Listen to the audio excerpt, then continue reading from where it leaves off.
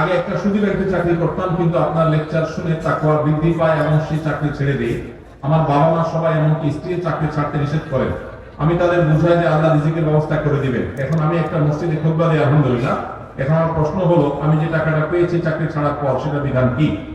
যে ভাই প্রশ্ন লিখেছেন তাকে আমি স্যালুট জানাই, সাধুবাদ জানাই এবং তাকে আমি মুবারকবাদ জানাই। আল্লাহ তাআলা আমার এই ভাই তার যে হারাম ছেড়েছেন, তার যে স্যাক্রিফাইস করেছেন, এটা তার পরিবারকে মেনে নেওয়ার, সবর করার তৌফিক আল্লাহ তাআলা দান করুন। এবং যেটা তিনি ছেড়েছেন, আল্লাহ তাআলা তার জন্য তার উত্তম বিকল্প আল্লাহ তাআলা তাকে ব্যবস্থা করে দেন।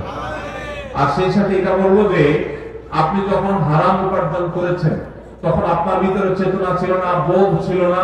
তখন আপনি সেই উপার্জন যেটা করেছেন, সেই উপার্জিত টাকা যেগুলো ভোগ করে ফেলেছেন, আপনার বোধ হওয়ার আগে, তওবার আগে, সেন্স তৈরি হওয়ার আগে, সেগুলো আল্লাহ তাআলা আপনাকে মাফ করবেন ইনশাআল্লাহ। কারণ আল্লাহ সুবহানাহু ওয়া তাআলা বলেছেন, ফামান জাআহু মাউইযাতুম মির রাব্বিহি ফান্তাহা ফালাহু মা সালাফ।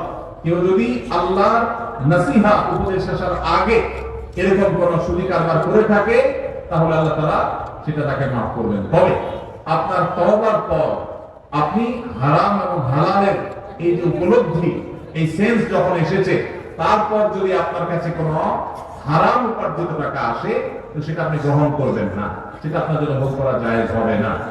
এখানে আপনি কোন টাকা এসেছে, কিভাবে এসেছে, কখন এসেছে, সেটা এই প্রশ্নের মধ্যে আমরা দুইটা পাঠ করে দিয়েছি।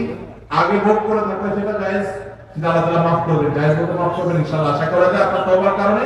আর পরে যদি এসে থাকে, আগের হারাম থাকে পরে আসছে, তওবার পরে, তাহলে এখন এটা গ্রহণ করবেন না, এটা তো জায়েজ হবে না।